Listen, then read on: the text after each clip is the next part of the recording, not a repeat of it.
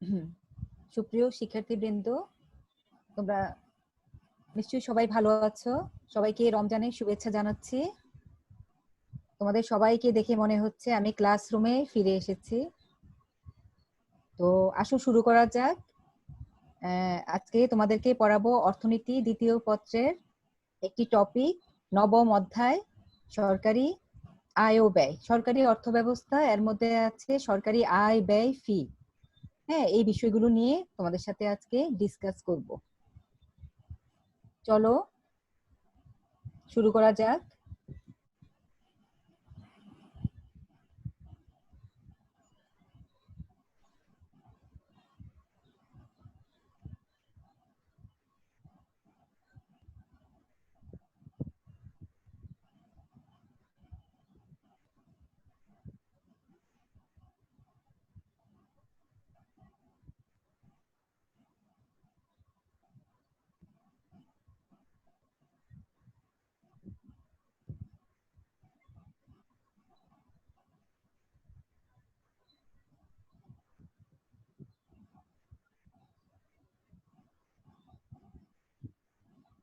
আমি স্লাইডে যাচ্ছি, তোমরা একটু খেয়াল করবে, সতর্কভাবে খেয়াল করবে স্লাইডগুলো এবং বোঝার চেষ্টা করবে।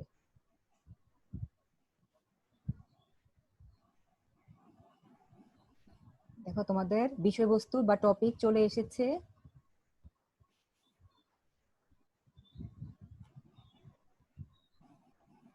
তো আমার ক্লাসে সবাইকে ফুলে ফুলে স্বাগতম জানাচ্ছি।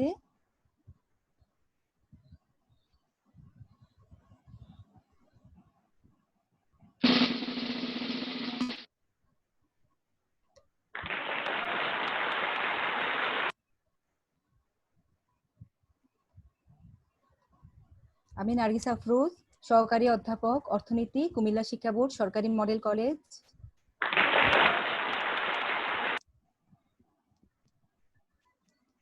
দেখো আজকের পাঠ, বিষয় অর্থনীতি, অধ্যায় নবম, দ্বিতীয় ক্লাস। সময় 30 থেকে 40 মিনিট নেব আমি, সময় খুব বেশি সময় নেব না।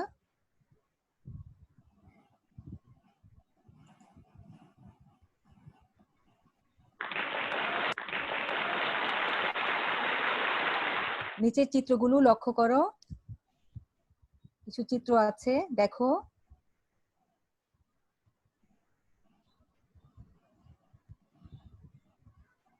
রাজস্ব ভবন, তারপর দেখো শুল্ক স্টেশন, ভোমরা, সাতক্ষীরা। তারপর এটা হচ্ছে বিভাগীয় কর্মকর্তার কার্যালয়, কাস্টমস, এক্সাইজ ও ভ্যাট বিভাগ। তারপর হচ্ছে কর কমিশনারের কার্যালয়, জাতীয় রাজস্ব বোর্ড, এনবিআর। তারপর হচ্ছে কর ভবন, রাজশাহী। রাজশাহী একটা জেলা, খুলনা হতে পারে, কুমিল্লা হতে পারে, ঢাকা হতে পারে, যে কোনো জায়গায় হতে পারে, জেলা বা বিভাগীয় পর্যায়ে হতে পারে। তো সব এগুলা কি, কতগুলো ভবন দেখা যাচ্ছে, ঠিক না? এই ভবনগুলোতে আমরা কি কাজ করি? কর দিয়ে থাকি। হ্যাঁ, এগুলো ওরা কর আদায় করে থাকে। বিভিন্ন কর্মকর্তা ওখানে চাকরি করেন এবং ওনারা কর আদায় করে থাকেন এবং সরকারের ফান্ডে এগুলো জমা দেন। তারপর দেখো আজকের আলোচ্য বিষয় কি।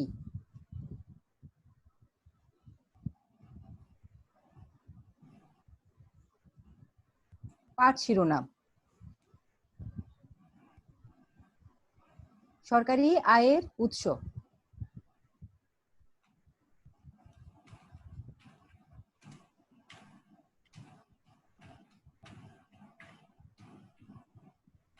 শিখন ফল, মানে এই পাঠ শেষে আমরা কি কি শিখব।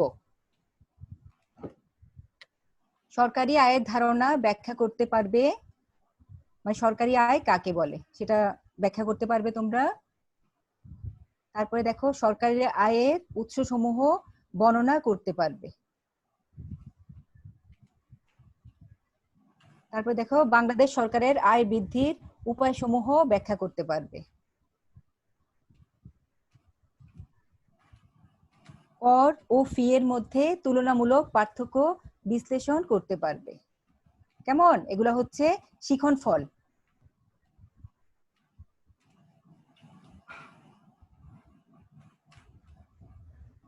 সরকারি আয়। দেখো সরকারি আয় সম্পর্কে আমরা একটু জানি। জাতীয় ব্যয় নির্বাহের জন্য, হ্যাঁ, জাতীয় ব্যয় নির্বাহের জন্য কোনো নির্দিষ্ট অর্থ বছরে সরকার বিভিন্ন উৎস, যেমন সরকারের প্রাপ্ত রাজস্ব, বিনিয়োগ প্রতিষ্ঠান, কর ও ঋণ, টাকা ছাপানো, অনুদান, দান প্রভৃতি থেকে যে আয় বা সামগ্রিক অর্থ সম্পদ সংগ্রহ করে থাকে তাকে বলা হয় সরকারি আয়। কেমন? জাতীয় ব্যয় নির্বাহের জন্য, ঠিক না? একটা দেশ পরিচালনা করতে গেলে প্রচুর পরিমাণের ব্যয় করতে হয়, এগুলা নির্বাহ করার জন্য সরকারকে আয় করতে হয় এবং ব্যয় অনুযায়ী আয় আয় করে এবং সেগুলো সরকার খরচ করে থাকে, দেশের জন্য খরচ করে থাকে। তারপর আরো দেখো, অন্যভাবে বলা যায় সরকার তার যাবতীয় ব্যয় নির্বাহের জন্য কোনো নির্দিষ্ট সময়ে যে পরিমাণ অর্থের সংস্থান করে থাকে তাকে বলা হয় সরকারি আয়। কেমন?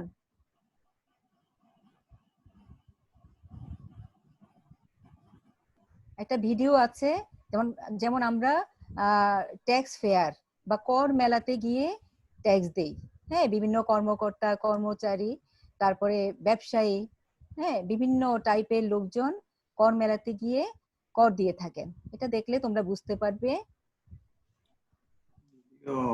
একটু কম ব্যবহার করবেন ভিডিও, দেখলে ভালো হবে, ওরা বুঝতে পারবে। ভালো হবে, কিন্তু ওটা তো আপনার একটু প্রবলেম আছে। ভিডিও অ্যাভয়েড করবেন ভবিষ্যতে, আমাদের এমবি অনেক খরচ হয় তো।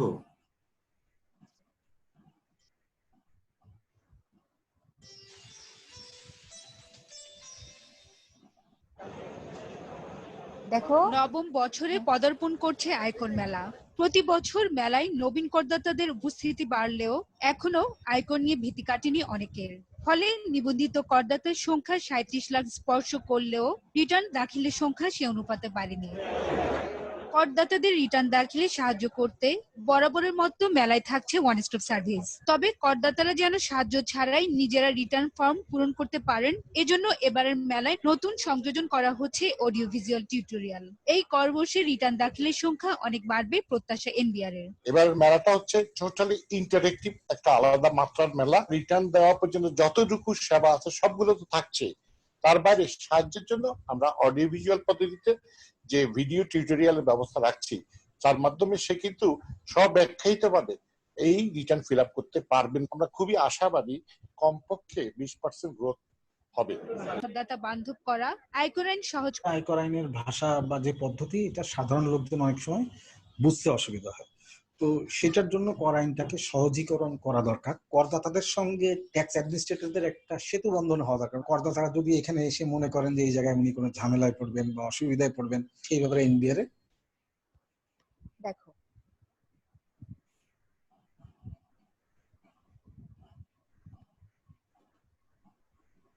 টিউটোরিয়াল। এই করবর্ষে রিটার্ন দাখিলের সংখ্যা অনেক বাড়বে প্রত্যাশা এন।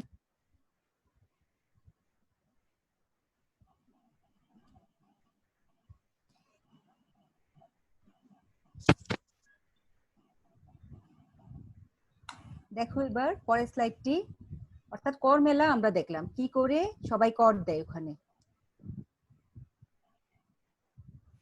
সরকারি আয়ের উৎস সমূহ দেখো, সরকারি আয়ের উৎস অর্থাৎ করের মাধ্যমে, সরকার করের মাধ্যমে এবং কর বহির্ভূত উপায়ে, হ্যাঁ, সরকার বিভিন্নভাবে আয় করে থাকেন। এগুলো হচ্ছে সরকারি আয়ের উৎস সমূহ।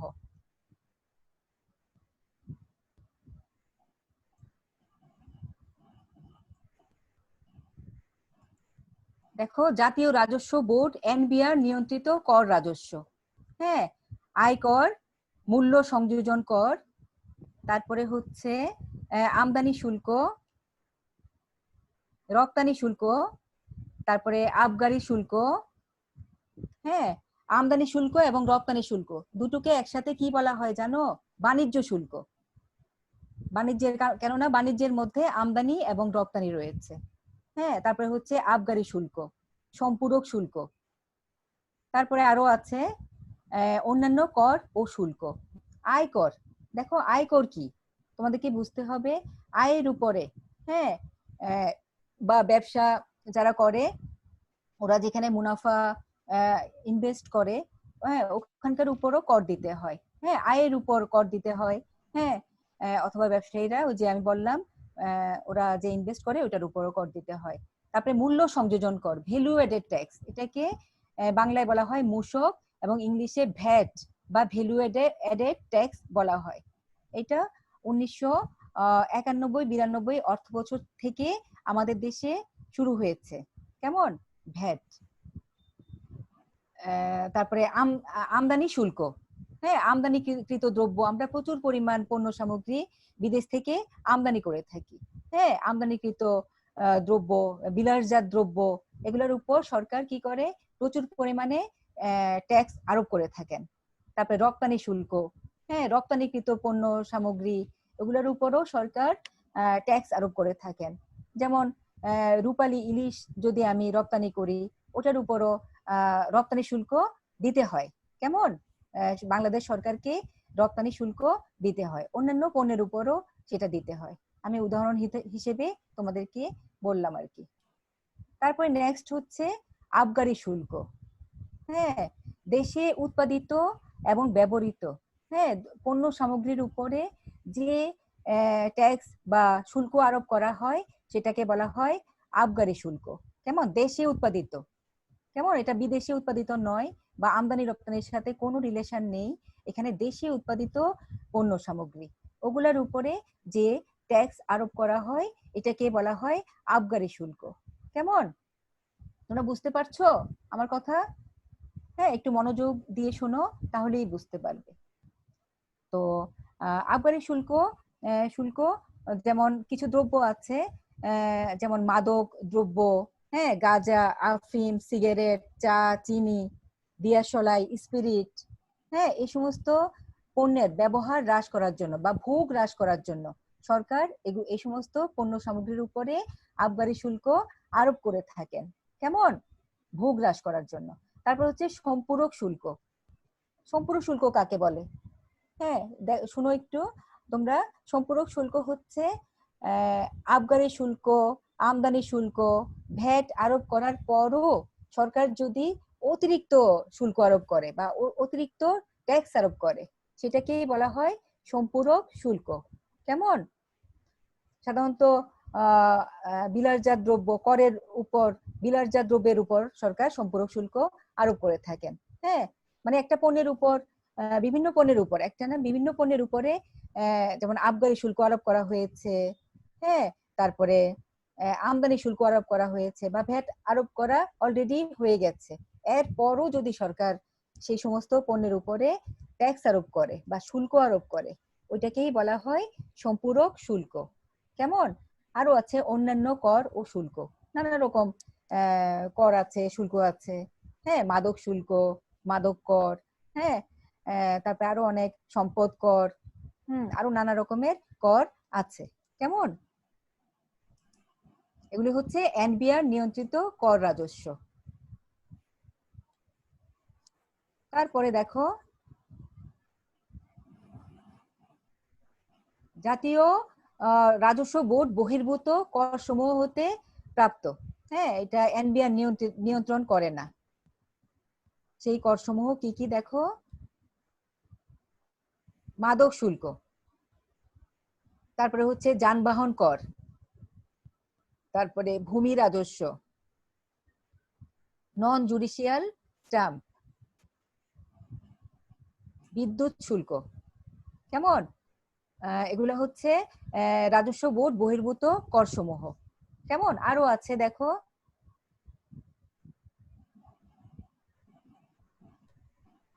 এবার হচ্ছে কর বহির্ভূত রাজস্ব।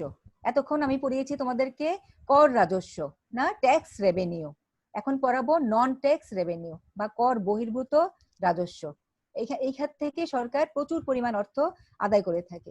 কেমন? কর রাজস্ব থেকে শতকরা 80% কর সরকার আদায় করে থাকেন জনগণের কাছ থেকে।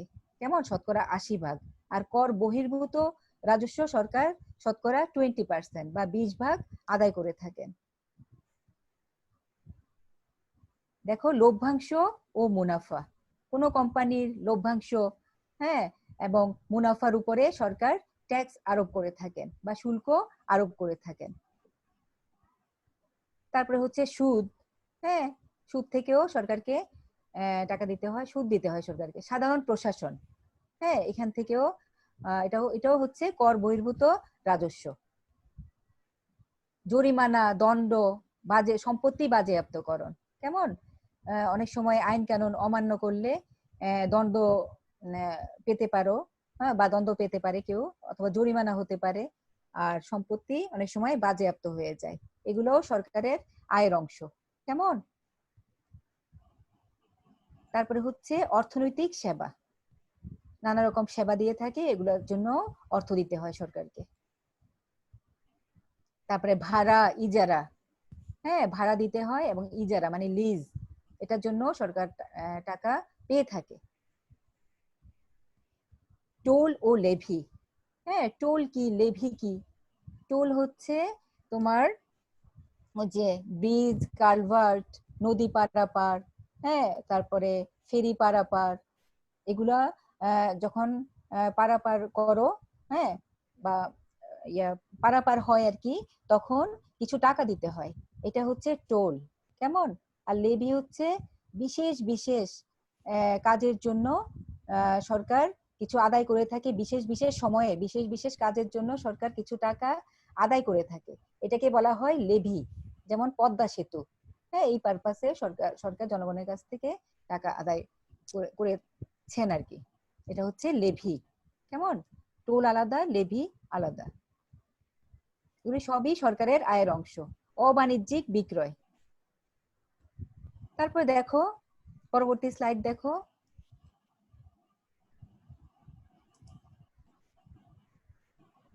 কর বহির্ভূত রাজস্ব আরো আছে। রেলওয়ে, হ্যাঁ, রেলওয়ে থেকেও সরকার আয় করে থাকে। তারপর হচ্ছে ডাক বিভাগ, ওখান থেকেও আয় করে থাকেন। তারপরে হচ্ছে তার ও টেলিফোন, রেজিস্ট্রেশন, বন, প্রতিরক্ষা বাবদ প্রাপ্তি, এই খাত থেকে, এখান থেকেও সরকার কর বহির্ভূত উপায়ে রাজস্ব আদায় করে থাকেন।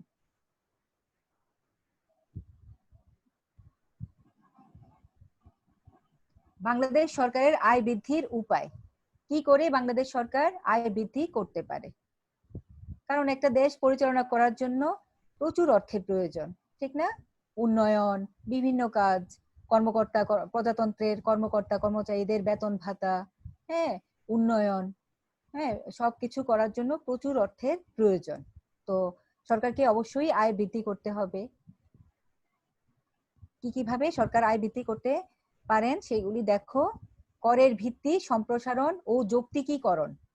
করের ভিত্তিটাকে সম্প্রসারণ মানে বাড়াতে হবে, হ্যাঁ, নতুন নতুন করের ক্ষেত্র সৃষ্টি করতে হবে, এবং যৌক্তিকীকরণ, যৌক্তিকভাবে, অযৌক্তিকভাবে কারো কাছ থেকে ট্যাক্স আদায় করা যাবে না, সেটা আর কি।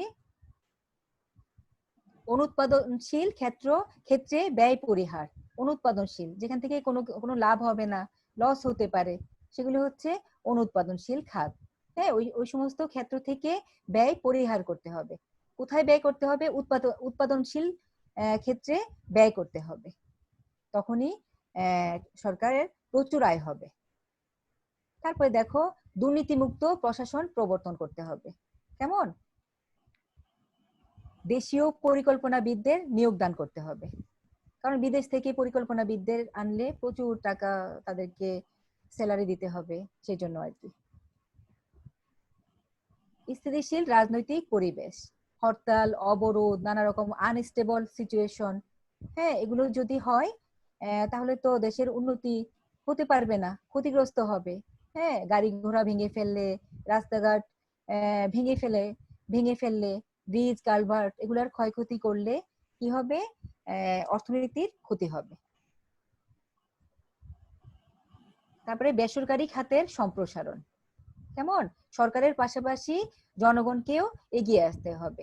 হ্যাঁ, সরকারি ব্যয় তো আছেই, বিনিয়োগ তো আছেই, সেই সাথে ব্যক্তিও বিনিয়োগ করতে হবে, অর্থাৎ বেসরকারি বিনিয়োগকেও উৎসাহিত করতে হবে। কেমন? ধনী গরিব সকলকে করের আওতায় আনা। হ্যাঁ, ধনীরাও কর দিবে, অবশ্যই দিবে, আর গরিবরাও কিছু কর দিবে। কেমন? এবং এটা কিছু নিয়ম আছে, করের হার অনুযায়ী দিবে।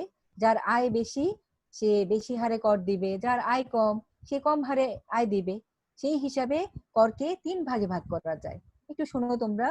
একটা হচ্ছে প্রগতিশীল কর, একটা হচ্ছে প্রগতিশীল কর হচ্ছে প্রোগ্রেসিভ ট্যাক্স, আর একটা হচ্ছে অধোগতিশীল ট্যাক্স কর বা রিগ্রেসিভ ট্যাক্স, আর একটা হচ্ছে সমানুপাতিক কর বা প্রপোর্শনাল ট্যাক্স। এগুলো হচ্ছে করের হার। হ্যাঁ, যাদের আয় কম ওরা কম ভাবে দিবে, কম হারে দিবে, যাদের আয় বেশি ওরা বেশি হারে ট্যাক্স দিবে। এটা আর কি, অর্থাৎ সামাজিক সমতা আনতে হবে।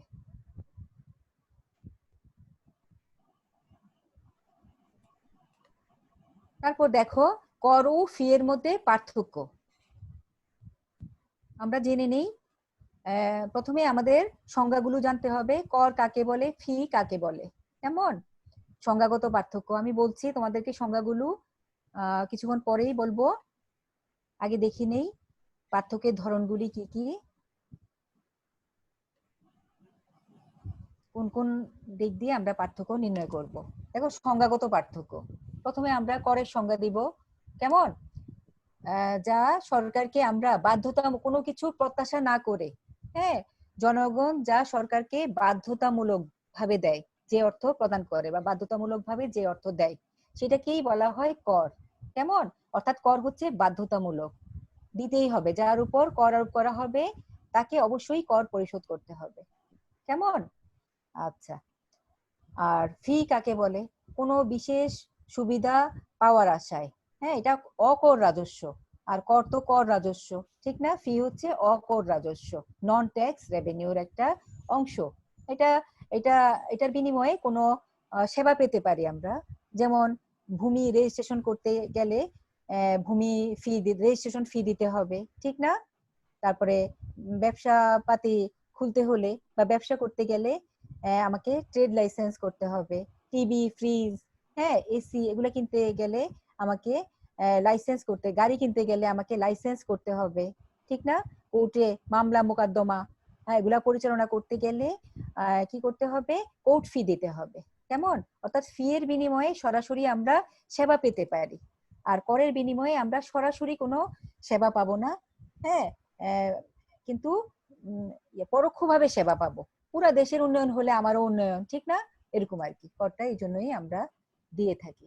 আর ধরন, দুইটা ধরন দুই রকম, ঠিক?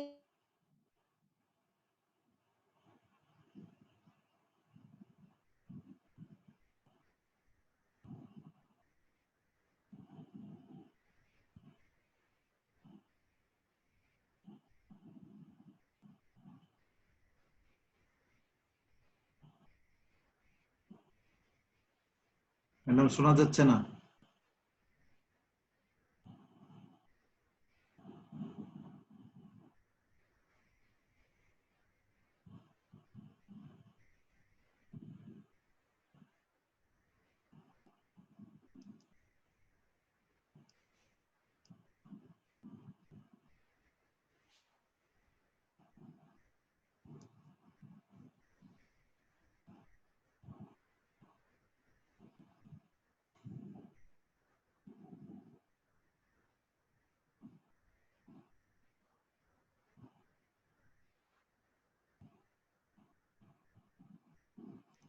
ম্যাডামের ওখানে সম্ভবত নেট চলে গেছে। তাহিয়াতুন্নি, তাহিয়াতুন্নি, দেখি তুমি কি শুনতে পাচ্ছ? জি স্যার, শুনতে পাচ্ছি। ক্লাসটা কি শোনা গেছে সবগুলো? জি স্যার। আচ্ছা, তো তোমাদের পার্টিসিপেশন কম কেন? তোমাদের বন্ধু বান্ধব তারা কি জানে না? স্যার জানি না তো, বাট আজকে তো রোকেয়া পোস্ট দিছিল, তো সবাই এর ট্যাগ করে দিছিল, বলছে যে আজকে ক্লাস নিবে ম্যাম বলছে। কেন তোমাদেরকে আমরা মেসেজ পাঠাই নাই? ডেট বাই ডেট মেসেজ যায় নাই? স্যার অনেকের তো আবার বাবার নাম্বারটা দিয়ে রাখছে, তো বাবার ফোনে মেসেজ যায়, সবাই তো আর দেখে না, ফোন কাছে থাকে না, ম্যাক্সিমামের এমন প্রবলেম হয়। তো আমাদের আর তো কিছু করার নাই, ঠিক না? জি স্যার। কি করব এখন? বাবা যদি তার ইনফরমেশন সন্তানকে না দেয় তাইলে কি হলো? তুমি কি বলো, বাবা কি তার সন্তানকে ইনফরমেশনটা দিবে না? স্যার তার অবশ্যই ছেলের দিবে, অনেক সময় অনেকে বিজি ইনফরমেশন, থাকে হয়তো দেখে না। তাইলে সন্তানের লেখাপড়া ওনার কাছে তার চেয়ে বিজি ওনার কাজকর্ম। ওনার এখন কি কাজ? এখন তো সবাই ঘরেই অবস্থান করছে, ক্লাসের চেয়েও কি বিজি?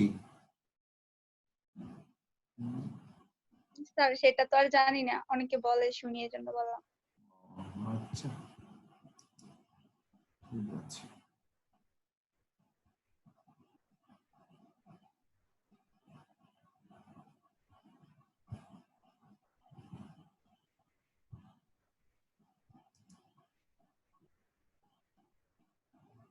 এই যে আমি অনেককে এডমিট করছি এই মুহূর্তে, যাদের নাম লেখা নাই, দেখো এরা কারা দেখি।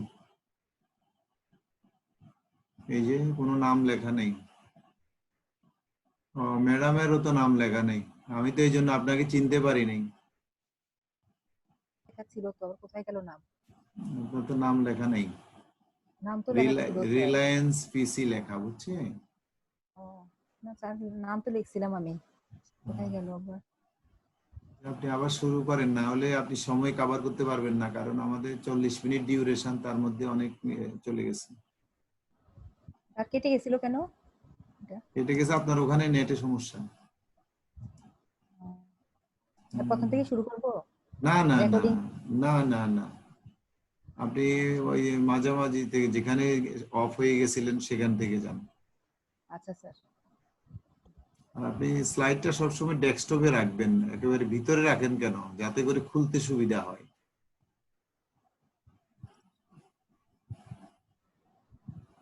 স্ক্রিন শেয়ার অফেন করা আছে, দেখেন। স্যার আমি এই তো স্যার, একদম ওই স্লাইডে চলে যান।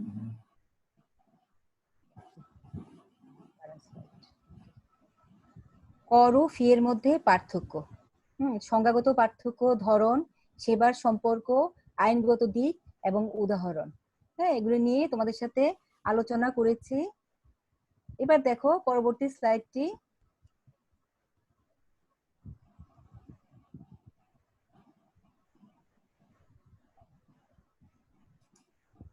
মূল্যায়ন। মূল্যায়ন কিভাবে করব? প্রশ্ন দিয়ে, হ্যাঁ প্রশ্ন দিয়ে মূল্যায়ন করব। দেখো সরকারি আয় কি? হ্যাঁ এখন একটা তোমাদের কাছে প্রশ্ন রাখছি আমি, সরকারি আয় কি?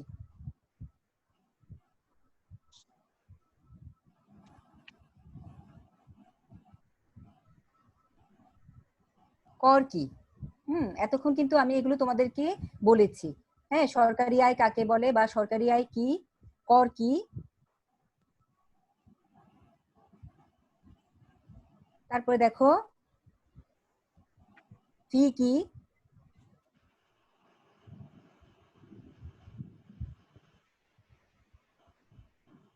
রপ্তানি শুল্ক কি? রপ্তানি শুল্ক কি এটা বলিনি আমি, বলা হয়নি, এখন বলছি। রপ্তানি শুল্ক হচ্ছে কোনো পণ্য সামগ্রী, হ্যাঁ যদি আমরা বিদেশে রপ্তানি করি, হ্যাঁ আমাদের দেশের পণ্য সামগ্রী যদি বিদেশে রপ্তানি করি বা এক্সপোর্ট করি, ওটার জন্য আমাদের দেশের সরকারকে কি করতে হবে? কিছু শুল্ক বা ট্যাক্স দিতে হবে, ওটাকেই বলা হয় রপ্তানি শুল্ক। কেমন?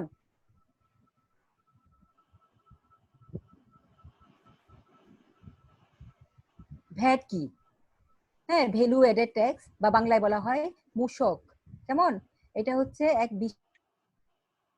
ধরনের কর, হ্যাঁ ইনডাইরেক্ট ট্যাক্স আর কি। এটা এটা এটা বিভিন্ন পণ্যের উপরে আরোপ করা হয়। কেমন? বিভিন্ন পণ্যের উপরে বর্তমানে ভ্যাট থেকে প্রচুর পরিমাণে আয় হচ্ছে সরকারের। ঠিক আছে?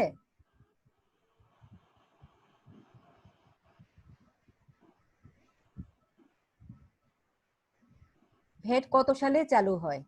এটা 1991-92 অর্থ বছরে চালু হয়।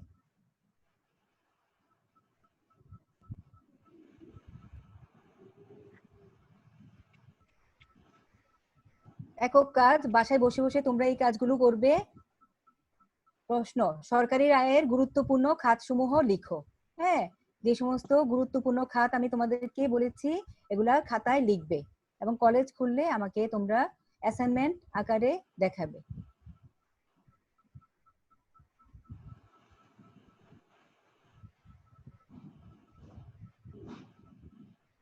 তোমাদের জন্য বাড়ির কাজ দিয়ে দিচ্ছি।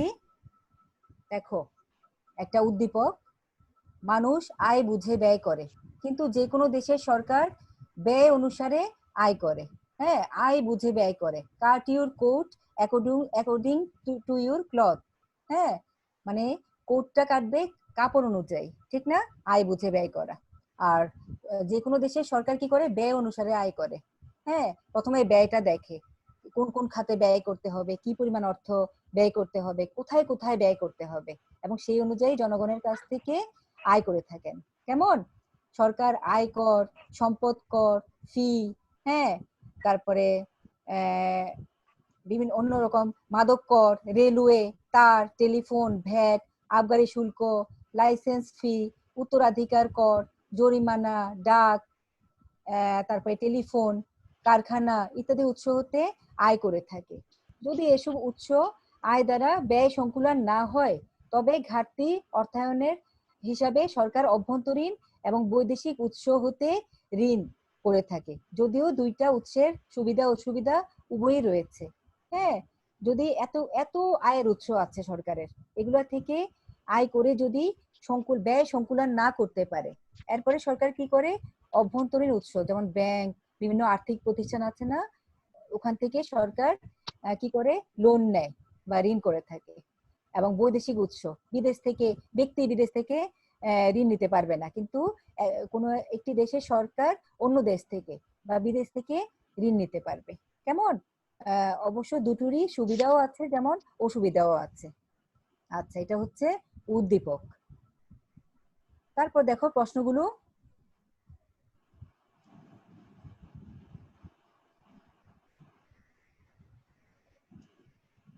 মূসক কি? হ্যাঁ, মূল্য সংযোজন কর। হ্যাঁ, মূসক সম্পর্কে লিখবা 1 নাম্বারের জন্য। তারপরে হচ্ছে প্রত্যক্ষ কর ফাঁকি দেওয়ার প্রবণতা বেশি। হ্যাঁ, ব্যাখ্যা করো।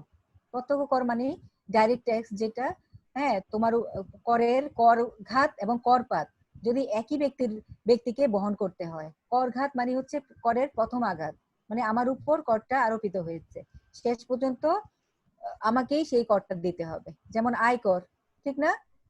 এটা হচ্ছে প্রত্যক্ষ কর। কেমন? এটা ফাঁকি দেওয়ার প্রবণতা বেশি, এটা ব্যাখ্যা করতে বলা হয়েছে। আর গ নাম্বার দেখো, উদ্দীপকের আলোকে সরকারের আয়ের উৎসের মধ্যে অকর রাজস্ব চিহ্নিত করে বর্ণনা করো। কিছু আমি উদ্দীপকের মধ্যে দিয়েছিলাম কর রাজস্ব, আর কিছু দিয়েছিলাম অকর রাজস্ব। এগুলা উল্লেখ করে এবং এগুলার কি করতে হবে? বর্ণনা করতে হবে। কেমন? সুন্দর করে তোমরা বর্ণনা করবে। উদ্দীপকের আলোকে কর এবং ফি এর মধ্যে পার্থক্য করে কি করবে? তুলনামূলক বিশ্লেষণ করবা, পার্থক্য নির্ণয় করবা এবং তুলনামূলক বিশ্লেষণ করবা। কেমন? এটা হচ্ছে প্রশ্ন, বাড়ির কাজ। ঠিক আছে নাকি? শেষ ম্যাডাম?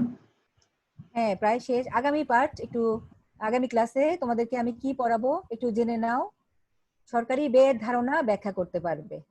হ্যাঁ, আয় পড়িয়েছি, ফি পড়িয়েছি, ব্যয়টা তেমন একটা হাইলাইট করিনি বা পড়ানোর সময় পাইনি। এই জন্য আগামী ক্লাসে সরকারি ব্যয়ের ধারণা ব্যাখ্যা করতে পারবে, মানে ব্যয় পড়াবো আর কি, ব্যয় নিয়ে আলোচনা করব। সরকারি ব্যয়ের ধরন বর্ণনা করতে পারবে। তারপরে হচ্ছে কেন্দ্রীয় সরকার ও স্থানীয় সরকারের ব্যয়ের মধ্যে পার্থক্য নির্ণয় করে তুলনামূলক বিশ্লেষণ করতে পারবে। হ্যাঁ, তোমাদেরকে অসংখ্য ধন্যবাদ সবাইকে আমার সাথে থাকার জন্য এবং ক্লাসটি করার জন্য। আচ্ছা, ঠিক আছে। এখন আমরা তাদের সাথে একটু কথা বলি, যেহেতু স্টুডেন্ট সংখ্যা কম আছে না। মাহতাব উদ্দিন, তুমি কি শুনতে পাচ্ছ? স্যার, আসসালামু আলাইকুম। ওয়ালাইকুম আসসালাম। তুমি কোথা থেকে সংযুক্ত হয়েছো? স্যার, 14 গ্রাম স্যার। 14 গ্রাম থেকে। শোনা গেছে ভালোভাবে? জি স্যার। আচ্ছা, তোমার কোনো প্রশ্ন আছে ম্যাডামের কাছে? না স্যার, স্যার আপনার সাথে একটু কথা ছিল স্যার। বলো। স্যার আসলে যে আমরা যারা হোস্টেলে ছিলাম স্যার, তো স্যার বই সবগুলো নিয়ে আসতে পারি না। তো স্যার কিছু বই এখনো হোস্টেলে রয়ে গেছে, এখন কি স্যার আনা যাবে বইগুলা? আনা যাবে, কলেজে এসে গেটে আমাকে ফোন করবা, আমি বলে দিব, কেমন? জি স্যার। আচ্ছা। আর হলো এই যে দেখো, তোমরা কয়েকজন কিন্তু ক্লাসে ঢুকতে পারো নাই, অনেকক্ষণ ওয়েট করেছো, আমি চিনতে পারি নাই। যেমন এই ওকে কি চিনেন আপনারা? আহ, হ্যাঁ চিনি। না, ও তো আবার এই যে স্টুডেন্টকে কিভাবে চিনবো বলেন তো? আবার তানজিলা আলম চৌধুরী। আবার কি হচ্ছে? কেউ কি, আপনি কি স্ক্রিন শেয়ারটা কি করেছেন? স্ক্রিন শেয়ারটা করে ফেলেন, শেয়ারটা এটা ক্লোজ করেন। পোস্ট করতে পারি নাই তখন। আচ্ছা করতেছি স্যার।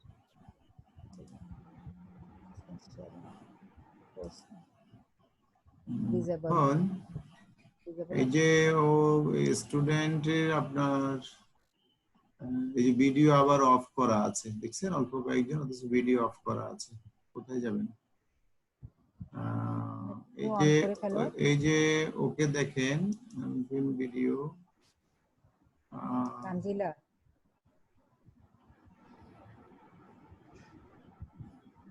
ওর কি নাম? ক্লাসটা সবাই বুঝতে পেরেছো? ছবি তো আসতেছে না।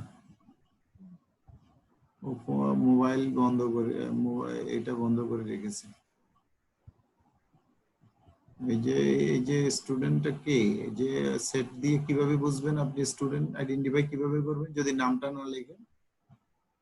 বলে ফাইজা মজুমদার। ফাইজা মজুমদার কি শুনতে পাচ্ছ? ফাইজা মজুমদার, তুমি শুনতে পাচ্ছ? ফাইজা মজুমদার, ফাইজা তুমি কি শুনতে পাচ্ছ? ওর ওখানে সাউন্ড, তুমি কি শুনতে পাচ্ছ?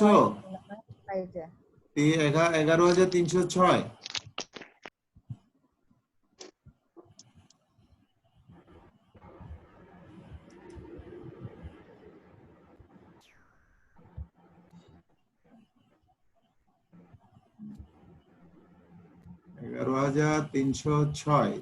ও কি, ওর ওখানে মোবাইলটা অফ করা আছে, সাউন্ডটা অফ করে রেখেছে মোবাইলে, বুঝতে পারছেন? মিউট করা আছে, কিন্তু আমার কথা তো শুনতেছে, কিন্তু কাজ করছে এখন আছে। তুমি কি শুনতে পাচ্ছ আমাকে? ফাইজা তুমি কি শুনতে পাচ্ছ?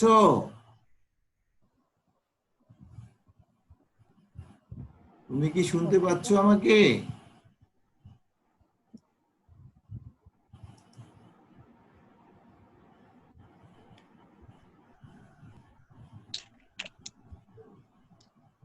ঠিক আছে মনে হয় ম্যাডাম, আর কিছু বলবেন? তোমরা বাসায় ঠিকভাবে পড়াশোনা করবে, যা পড়িয়েছি আমি। হ্যাঁ, তোমাদের নবম অধ্যায়টা একটু দেখবে, ভালো লাগবে। চ্যাপ্টারটা তোমাদের ভালো লাগবে, অনেক মজার একটা চ্যাপ্টার। হ্যাঁ, একটু পড়লেই তোমরা বুঝতে পারবে। তাহিয়াতুন্নি, আচ্ছা তাহিয়াতুন্নি, তুমি বাসায় কেমন সময় কিভাবে কাটাচ্ছ তোমরা? এই তো স্যার টিভি দেখি, মাঝে মাঝে গল্পের বই পড়ি। আচ্ছা, আর তোমরা কি একাদশ শ্রেণী না? জি স্যার, একাদশ শ্রেণী। আচ্ছা, তোমাদের এলাকা কোথায়? স্যার কোটবাড়ি, গন্ধামতি। আচ্ছা আচ্ছা, কোনো অসুবিধা নাই না? না স্যার। আচ্ছা, আর কেউ কি তোমরা কথা বলতে চাচ্ছ? কয়েকজন যাদেরকে দেখছি, যদি কথা বলতে চাও হাত তুলতে পারো।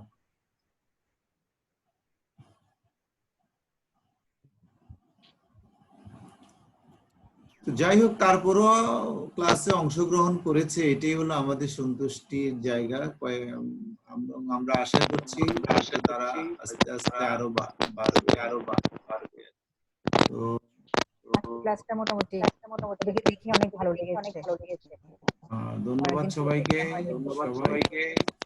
শুভরাত্রি।